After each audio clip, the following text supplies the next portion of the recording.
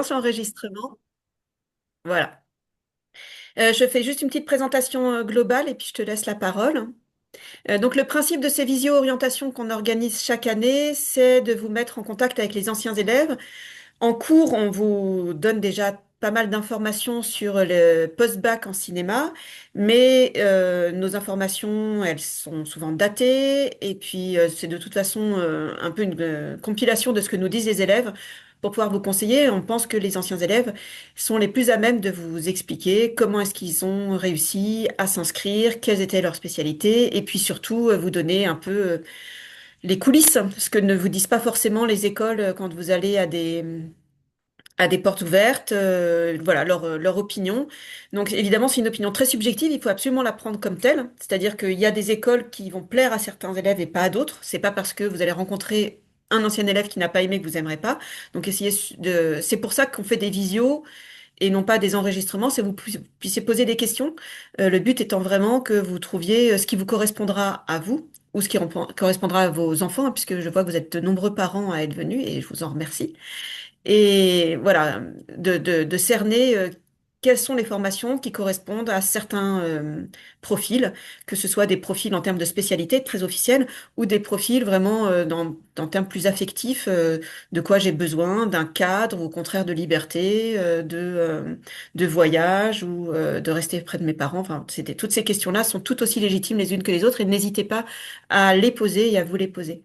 Donc ce soir, on a tout d'abord Sarah qui va nous parler de son parcours qui, pour l'instant, déjà est passé par pas mal de formations. Donc tu vas pouvoir nous parler de l'ensemble du parcours et puis de l'école dans laquelle tu es maintenant. Et on sera rejoint ensuite à 18h30 par Emeline qui est à la Cinéfabrique. Donc il s'agit des écoles publiques. Vous savez que c'est pour ça qu'on a si peu d'élèves présents ce soir. Il y a très peu d'écoles publiques de cinéma en France. Donc les trois grandes sont la Fémis, le Louis Lumière et les Saves à Toulouse, qui ont été rejointes il y a quelques années par la Cinéfabrique, qui est la seule qu'on peut essayer tout de suite après le bac. Les trois autres ne s'essayent qu'à bac plus 2. Donc les conseils que va vous donner Sarah, de toute façon, ne visent une école que vous pourrez passer que dans 2 ans, mais ça peut vous aider de la connaître dès maintenant pour savoir comment vous organiser pour y entrer. Emeline, elle, est donc à la Cinéfabrique, qui est une école où on peut entrer dès l'année qui suit le bac. Donc ces quatre écoles publiques sont donc gratuites et d'un très bon niveau, ce qui fait qu'elles sont très intéressantes si on arrive à y entrer, ce que je souhaite à tout le monde. Sarah, tu nous précises l'ensemble de ton parcours? Ouais, bah déjà c'est cool parce que enfin, je sais que moi quand j'étais au lycée, je ne connaissais pas du tout l'ENSAV et je suis tombée par hasard dessus de bouche à oreille et donc voilà, ça me fait plaisir de pouvoir en parler un peu parce que j'aurais trop aimé savoir dès le lycée. Mais du coup là moi je suis en master 1 à, à l'ENSAV, donc je suis rentrée en L3. J'avais déjà fait une licence du coup, en 3 années et après on recommence tous en L3 à l'ENSAV. Euh, on fait 1 an et demi de cursus général et là, à la fin du mois, je vais me spécialiser. Donc il y a 4 spécialisations. Il y a réalisation, son, image et décor. Voilà. Euh, que dire de plus? Est-ce que tu peux parler Pour... déjà d'avant de l'ENSA? Tu Ah, ce es... que j'ai fait? Oui. Bah, du coup, j'étais au lycée Gabriel Fauré en option et spécialité cinéma. J'ai fait un bac, j'avais le nouveau bac, donc j'ai fait un bac littérature anglaise et j'avais abandonné les maths avant. Et du coup, après, je suis partie 3 ans à Paris. Voilà, j'ai fait une licence donc à la Sorbonne Nouvelle, Paris 3, licence de cinéma général. Pendant cette licence, j'ai fait 1 an à l'étranger en Erasmus, hein, mais voilà, ça m'a validé une licence de cinéma. Et après, j'ai tenté le concours à Toulouse et j'ai été prise. Parce que dans Voilà. ta fac, c'était surtout de la théorie. C'était full théorie. C'est très, très théorie. C'est une super fac, je pense, pour la théorie. Le niveau est assez bon. Euh, mais par contre, ouais, il n'y a pas de pratique. Donc, faut être sûr. Enfin, moi, j'en avais besoin. J'avais envie d'apprendre des choses théoriques avant de faire de la pratique. Contrairement à ici, à l'ENSA, vous, il y a presque pas de théorie. Enfin, c'est vraiment que de la pratique. Voilà. Et ça, c'est Est-ce pas un problème que tu de veux... passer d'une formation full théorie à une formation full pratique. Ah bah non, on en a besoin. Au bout d'un moment, de faire quelque chose de concret. Enfin, ça dépend. Moi, si je suis rentrée dans cette école, c'est parce que j'ai envie de faire quelque chose de pratique. Enfin, j'ai envie de faire de la réalisation. Donc, donc il fallait que je puisse aussi un peu m'essayer, parce que c'est beau de penser, mais enfin, ça dépend ce qu'on veut faire, quoi. Il y en a, ils adorent la recherche et ils continuent en licence, en master, mais et en fac, et c'est super, mais c'est deux écoles, quoi. Voilà. Ok. Est-ce que euh, tu peux nous dire qui est avec toi à l'ENSAV? Ils ont fait quoi? Ils ont quoi comme profil? Est-ce que c'est comme toi des gens qui ont fait de la théorie ou est-ce que c'est ils viennent de Non, BTS? la sélection, non, c'est assez divers. Il y a des gens qui n'ont jamais fait de cinéma. Bon, ça reste quand même des exceptions, il faut être honnête. Mais il y en a qui n'ont jamais fait de cinéma. Il y a des gens qui ont fait des BTS, il y en a qui ont fait des prépas. On est pas mal à avoir fait des licences. Euh, ouais, il y a un peu de tout. Il faut juste avoir un bac plus 2. C'est le seul. Il y a des gens qui ont fait des études dans d'autres domaines, ouais. Voilà, c'est Et assez c'est un divers. concours donc. En- Ouais, en règle générale, en fait, en règle générale, je dis c'est assez divers, mais non, en fait, il y a des gens qui ont, enfin, non, il y a des gens qui ont de l'expérience et d'autres qui en ont pas quand on arrive. Et puis après, ils font en sorte que dès la première année, on se mette un peu tous à niveau. Mais du coup, oui, le concours, c'est un concours qui se fait en deux étapes.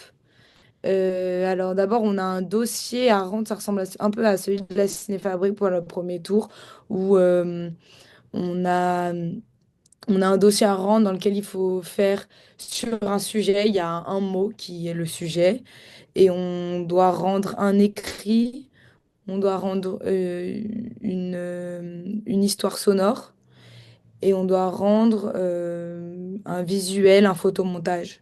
Et après, il y a une lettre de motivation en plus. Oui, voilà. On envoie le... Alors, il faut savoir que quand même, c'est assez tard, ce concours. Moi, ça m'a arrangé, justement, c'était parfait pour le timing. Mais c'est beaucoup plus tard que les autres écoles. Ça commence, le dossier, on a le sujet début juillet et on doit le rendre en septembre. Et ensuite, du coup, la deuxième phase, si on est sélectionné, on a une semaine à l'école où on a plusieurs épreuves. Donc, qu'est-ce qu'on a? On a quelques épreuves écrites et après, on a des épreuves beaucoup plus pratiques, ce qui peut être faire le portrait de quelqu'un ou ça peut être une création sonore en une demi-heure ou des choses comme ça. Voilà. On a un test de langue, enfin, qui est un, c'est un test enfin, sur la réflexion, mais en anglais ou en espagnol. Et est-ce que j'ai oublié quelque chose? Et après, on a un oral. Voilà.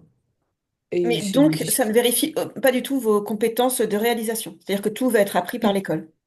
ouais, ils demandent pas du tout de compétences particulières.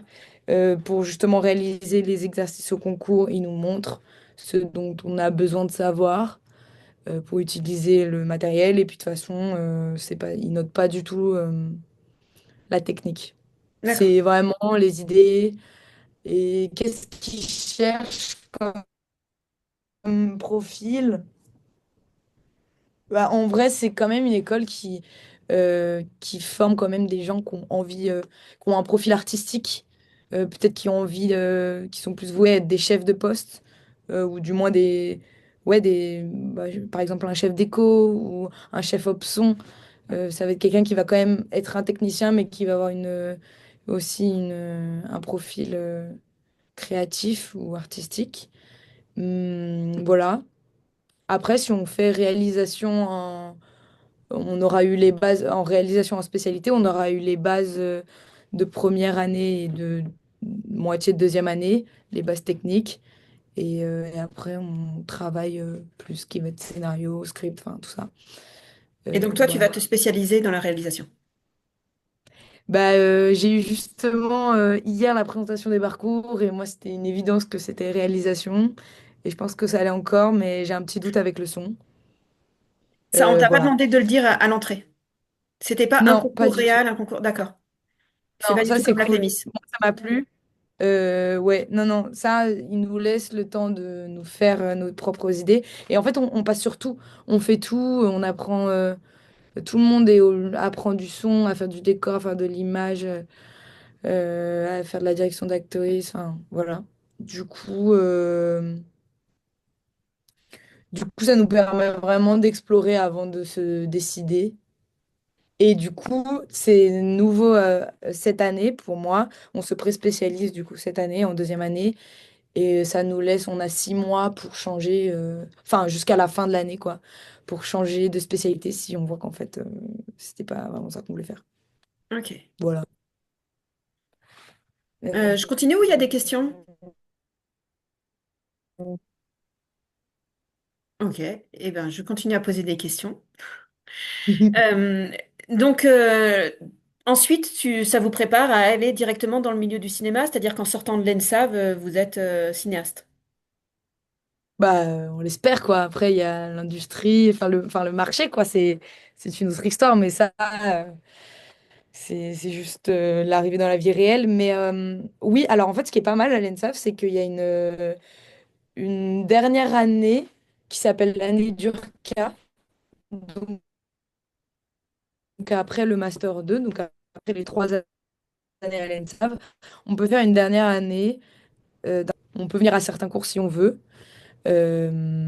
Et par contre, du coup, en fait, on peut faire notre année à distance, à Paris ou autre, et avoir des stages parce qu'on a encore le statut ou commencer à travailler. Donc ça permet un petit peu de nous faire la transition entre le monde étudiant et professionnel. Je suis étonnée que tu dises, Sarah, que tu n'en as jamais entendu parler au lycée, parce que moi j'en parle souvent quand même de l'ENSAV, puisque mon ancien élève qui a été sélectionné à Cannes, et lui j'en parle Oui, souvent, c'est ma grande Félix, fierté, Félix, mais il tu est sais que passé par j'étais pas au l'ENSAV. courant.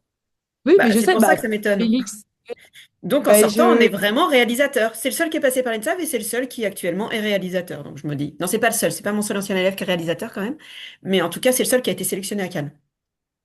je Voilà. sais que on apprend à réfléchir, quoi.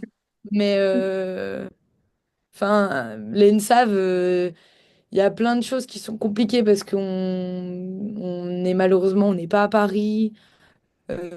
On a encore une petite école, les coupes budgétaires, bon, voilà, tout ça fait, enfin, la réalité, mais de n'importe quelle école actuelle publique. Mais à côté de ça, je pense que ça ne nous enlèvera pas le fait qu'on apprend énormément déjà à réfléchir, à au moins chercher chacun notre univers. Voilà. Je crois qu'on essaie vraiment Et puis il y a cette année que tu peux passer à l'étranger.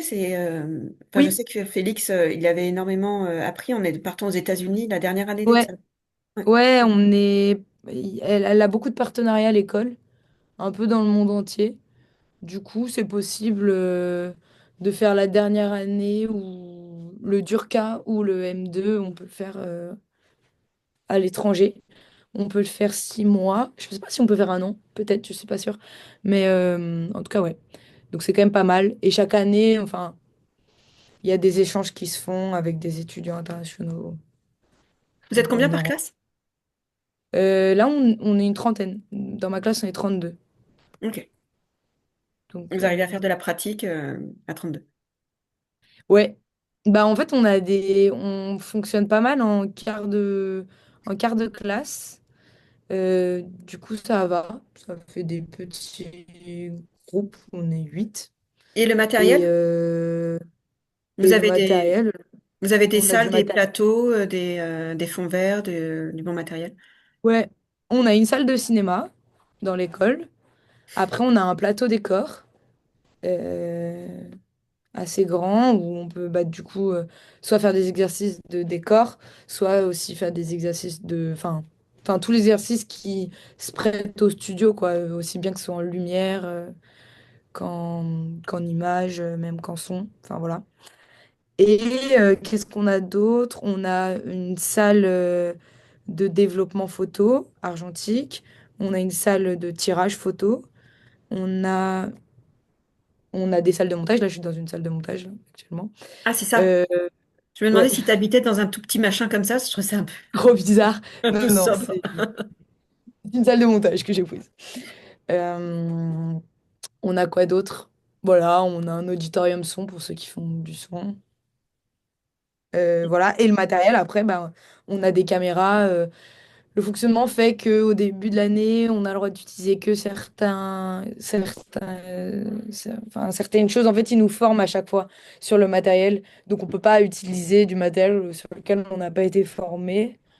Mais du coup, c'est quand même pas mal rassurant parce qu'on sait que si on peut l'utiliser, c'est qu'on y a appris quoi, un petit peu. Voilà. Donc, le matériel, ça se passe plutôt bien. En vrai, on a de la chance Et est-ce que à ce tu peux point-là. développer un peu sur la fac? Si tu as réussi à faire quand même de la pratique à côté ou si tu as vraiment passé 3 ans sans aucune pratique et là tu repars directement dedans? Non, moi en fait, c'est parce que je pense que j'avais envie de faire de la pratique, donc j'en ai fait. La fac, ce qui est pas mal, c'est que on a quand même pas mal de temps. C'est pas du fin. Là, à l'ENSAV, on a cours tous les jours de 9h à 17h, contrairement à la fac où on doit avoir, je sais pas, 15h, 20h, je sais plus, quelque chose comme ça. Mais après, ça demande quand même du boulot à l'extérieur et pas mal de travail. Personnel. Mais j'ai réussi, enfin, j'ai fait un court-métrage, voilà, autoproduit, produit aussi en partie par la fac. Du coup, oui, on arrive. Ce qui est pas mal, c'est en fait, on se fait quand même un petit réseau. Parce qu'on est et à Paris et on est beaucoup. Dans ma promo, on était 400. Donc, on a de quoi faire des choses. J'ai monté une association de location de matériel là-bas aussi. J'ai eu le temps de faire des projets. Oui. À la fac, tu as pu emprunter du matériel à la fac. Non, Tu as dit J'ai produit créé une par la asso fac. de location. J'ai créé une Ah, association de location de matériel, de mutualisation de matériel, parce que justement, enfin, il n'y a pas de matériel à la fac. Par contre, ça c'est-à-dire que c'est. ton asso a acheté du matériel qu'ensuite vous avez Alors, mutualisé. ouais, on a acheté un petit peu de matériel et en fait, on a mutualisé, c'est-à-dire qu'on a demandé à des étudiants de la fac et après extérieurs, il y en a qui ont déjà du matériel, de nous le prêter et en échange, on peut échanger du matériel comme ça et ça Ah oui, d'accord. fonctionne Ok. après et voilà. Et donc vous Et avez ceux pu qui n'ont faire pas des de films dans matériel, ce ils peuvent cadre-là. préférer. Ouais, voilà. Et puis Ok. après, bah, les potes et tout, enfin, on arrive à se faire un peu de contact, quoi. Donc ce qui t'a permis d'entrer dans cette école, c'est quand même d'avoir gardé un pied dans la réflexion créative en même temps que tu étais dans l'analyse. Non. Moi, enfin, pour ma part, oui. Pour ma part, je pense, c'est parce que aussi, en fait, ils sont intéressés par des profils qui ont vu des choses ou qui ont vécu aussi un petit peu. Euh, Moi, je pense que mon expérience à l'étranger, ça m'a aidé. Ils recrutent plein de... Enfin, je pense qu'il y a... Je sais pas combien il y a de personnes étrangères dans ma classe, mais il y a souvent des personnes étrangères qui, donc, qui viennent d'une autre culture et qui enrichissent aussi leur vision. Voilà. Euh, C'est Il un y a des... esprit un peu Ouais. comme à la Cinéfabrique, ils expliquent qu'ils recrutent des équipes et non pas des personnes, des niveaux. Il y a cet esprit-là, vous avez travaillé en équipe Oui, pendant le concours pour qu'on vérifie votre... totalement. Ouais. Ben justement, en fait, l'année de mon concours, ils ont fait en sorte que vraiment on travaille en équipe. Enfin, on devait aller vers les autres du concours pour réussir à faire nos épreuves. Et oui, oui, effectivement, ils font une composition de classe parce Mm. on va être 3 ans dans la même classe et on va travailler tout ensemble. N'importe quel projet, on travaille ensemble, quoi. Donc, Mm. voilà. Et après, on travaille aussi avec tous les gens de l'école. C'est ça qui est intéressant aussi. C'est que les classes, les niveaux se mélangent vachement. Du coup, on apprend aussi. Comme ça. Pas mal. Voilà. C'est assez interpromo. Et tu peux expliquer comment t'es parti à l'étranger? Comment je suis partie à l'étranger? Bah, j'avais de la chance à la Sorbonne Nouvelle. Ils font beaucoup d'échanges. Et donc, j'ai monté un dossier. C'est des papiers qui demandent, il faut avoir un certain niveau. Enfin, en gros, on fait une liste de choix et selon notre niveau, bah, on a notre premier choix, notre deuxième choix, notre troisième choix. Voilà. Et donc, c'est un échange. Donc, en fait, on étudie là-bas et on doit avoir une équivalence. Parce qu'à la fin, j'ai validé une licence de la Sorbonne Nouvelle. Donc, on essaye de trouver des cours qui ressemblent à l'étranger dans les facs partenaires. Et donc, voilà, je m'y suis pris. Je devais être en milieu, non, presque même début de deuxième année. J'ai commencé à faire les dossiers. Et c'est en milieu de deuxième année qu'on sait qu'on est pris pour la troisième année. Donc ouais, il faut s'y prendre un peu en avance. Mais ça, c'est pas, c'est ta fac particulièrement. On peut pas trouver ça. Ouais, c'est au cas par cas, D'accord. mais c'est souvent comme ça. C'est généralement un peu toujours le même fonctionnement. Parce que de toute façon, enfin, c'est pour qu'ils puissent gérer les inscriptions euh, et les demandes dans les facs partenaires. Ok. Donc voilà. Et en vrai, Alors, ouais, quelqu'un te demande, ça est-ce que dépend de c'était l'école. Erasmus? Moi, on est beaucoup.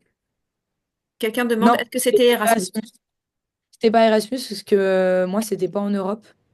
Voilà, c'était en Amérique latine. Euh, mais c'est tout comme. En gros, il y a deux programmes, programme international et programme Erasmus, et c'est un peu le même principe, quoi.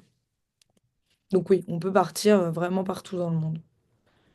Et c'est très chouette parce que du coup, moi j'étais en cinéma audiovisuel à Paris et à l'étranger, j'étais en cinéma documentaire et enfin, ça me donnait envie, quoi. Donc c'était une super opportunité. Ils sont pas trop pénibles par rapport aux équivalences de cours non plus. C'est pour ça que j'ai pu faire du cinéma documentaire là-bas, quoi. Donc c'était chouette. Il faut que je vous dise, avant qu'on continue, que je ne sais pas si vous savez, mais Zoom n'est possible que pendant 40 minutes avec la version classique. Mais quand ça s'arrête, en fait, il suffit de se reconnecter avec le même lien. Donc, quand la réunion va s'arrêter, malgré nous, tout le monde se reconnecte exactement avec le même lien et on continue comme si de rien n'était. Voilà. J'espère que l'information est bien passée parce que ça va pas tarder. Euh, Pardon, donc je suis désolée pour l'interruption musicale qui n'a pas été voulue. Euh, Ah, il y a une question. Non. Qu'est-ce que ça va troubler, du coup, dans ma liste de questions? Euh, oui, oui, pardon. Est-ce que tu peux parler un peu de la question, j'imagine, qui intéresse tout le monde, de arriver à Paris, arriver à Toulouse, trouver un logement, qui sont un peu les questions qu'on va aborder aussi dans ces visios de conseils pratiques. Oui, bah, c'est une galère, bonne chance.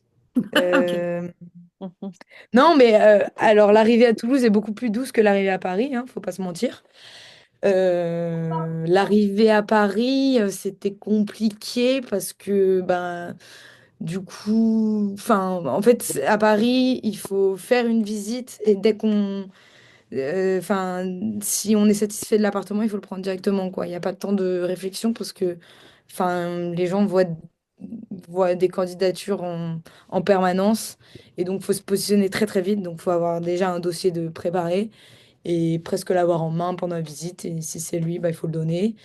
Moi, c'était compliqué.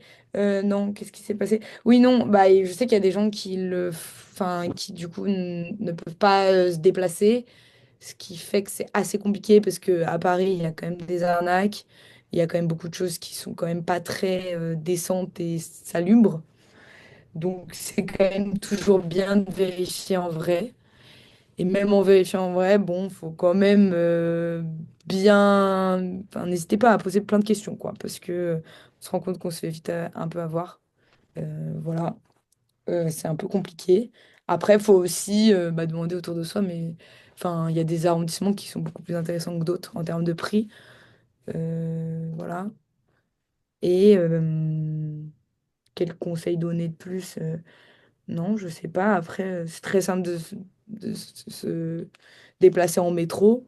Euh, Petit tips, il y a certaines, comment ça s'appelle? Euh, Certains départements qui sont du coup autour de Paris, mais dans la petite couronne, par exemple le 94 ou le 92, 93, bah en fait, il y a encore le métro. C'est à côté, c'est vraiment la couronne de Paris. Mais par exemple, je sais que dans le Val-de-Marne, eh bah, ils remboursent la moitié de l'abonnement métro si on est étudiant et qu'on habite du coup, dans ce département. Donc, c'est pas négligeable. Il y a une question de Lyra. Ouais. Lyra, tu poses une question? Oui, si c'est pas indiscret, c'était savoir comment t'as fait pour payer ton logement, si t'avais une bourse ou si t'as pris un travail à côté et si oui, est-ce que c'était pas dur avec en même temps l'école? Moi, j'ai mes parents. J'avais la chance, mes parents, ils ont pu me payer mon logement. Et puis après, j'ai travaillé, quoi, l'été, les vacances, voilà, de l'intérim par-ci, par-là. Donc, j'ai joint les deux bouts comme ça. Il y a Et quand même les APL aussi dont il faut parler. il y a les APL, bien sûr, qui, selon l'endroit, s'élèvent autour d'une centaine d'euros. C'est entre 100 et 200 euros. Ça dépend de plein de facteurs. Et non, et sinon, sinon, non, j'ai plein d'amis. Enfin, il y a beaucoup, beaucoup d'étudiants qui travaillent et c'est galère. Et ça dépend s'ils doivent travailler pour payer entièrement leur loyer ou pas. Il y a plusieurs configurations. Ceux qui avaient un peu d'aide d'ailleurs, ils arrivaient à suivre les cours. Ceux qui devaient payer entièrement, il y en a qui arrivent et il y en a qui malheureusement galèrent beaucoup. Donc c'est un peu au cas par cas. Mais c'est faisable, hein. En tout cas, la fac, c'est faisable. Mais c'est assez compliqué. Et à l'ENSAV, c'est aussi faisable, mais c'est encore plus compliqué. De Voilà, travailler à côté? en gros. Ouais. Ouais. Tu veux dire que là, il y en a qui travaillent à côté et qui... Ouais, ouais, ouais. Et on est pas mal à travailler à côté, mais c'est dur, quoi. Enfin, normalement, c'est 15 heures maximum, mais en fait, on comprend pourquoi c'est 15 heures maximum, parce que c'est très, très, très dur. Ah, Déjà, l'ENSAV, 15 heures, c'est... l'ENSAV À vous l'ENSAV, dit c'est... ouais, que vous n'avez pas le droit de travailler plus de 15 heures. Non, c'est la loi. Ah, c'est la loi, Loi, ok. normalement, je crois. Alors, je vais peut-être dire une bêtise, mais normalement, quand t'es étudiant, t'as pas le droit de faire plus de 15 heures, je crois. Et déjà, 15 heures, c'est. Parce que ça nous demande quand même pas mal de temps autour de boulot, quoi. Il y a Enfin, beaucoup de pour travail à payer. l'ENSAV? Ouais, quand même. Ouais, on s'arrête pas en vrai. On s'arrête jamais, en vrai. On fait... En fait, l'année, on n'a pas vraiment de cours. En fait, on a des projets qui rythment toute l'année. Et pour nourrir ces projets et pour les faire du mieux possible, et ben, on a des cours qui viennent justement alimenter ça. Mais du coup, bah, on a nos projets perso et on a les projets des autres parce qu'on aide sur les tournages Hmm. des uns et des autres. On a tout le temps des projets. Voilà. Mais c'est très bien. Mais du coup, c'est Mais ça, beaucoup de c'est en temps. plus des Mais cours du de coup, 9 heures à 19 à 17 heures. Tu disais, il y a cours de 9 heures à 17 heures et oui, à côté, il y a les projets. oui et non. Enfin, il y a des temps. Là, par exemple, pendant 2 semaines, j'ai pas cours parce que c'est des temps prévus D'accord. pour les tournages. Et après, il y a des fois, on a des cours qui sont faits pour qu'on avance dans nos projets. On a des cours de montage, on a des cours de scénario ou en fait, ou de pitch ou je ne sais quoi. Où il y a même juste des cours où on a une après-midi banalisée pour des rendez-vous avec nos professeurs pour parler de notre projet et notre avancée. Hmm. Et après, il y a des cours un peu plus comme ça, dispersés dans l'année, des cours beaucoup plus, je sais pas, du son ou une technique à l'image ou des choses comme ça. Ok. Donc, ouais. Tu peux, t'as des échos, tu peux faire une comparaison entre ENSAV, Cinéfabrique, Fémis, Euh, sur les profils. Cinéfabrique, je sais. Je pense qu'on est un peu comme la Cinéfabrique en termes de profil recherché, je crois. Ouais. Même si, ah ça va s'arrêter bientôt, même si la Cinéfabrique, bah, elle n'a pas trop la même logique dès le départ, vu qu'on doit se spécialiser quelque part directement, comme la Fémis. Donc peut-être que la Cinéfabrique, c'est plus la Fémis sur ce point-là. Euh, En revanche, en termes, bah, enfin, je pense que ça dépend les points de vue de chacun. Enfin, je pense que ces trois écoles formatrices pour des choses différentes et c'est des personnalités différentes. Moi, j'aimerais pas être à la Fémis, par exemple, mais c'est que mon point de vue. Et il y a plein de gens qui ont envie d'être à la Fémis et qui sont très heureux. Donc, bah, ouais, c'est pas les mêmes mentalités. La Fémis, bah,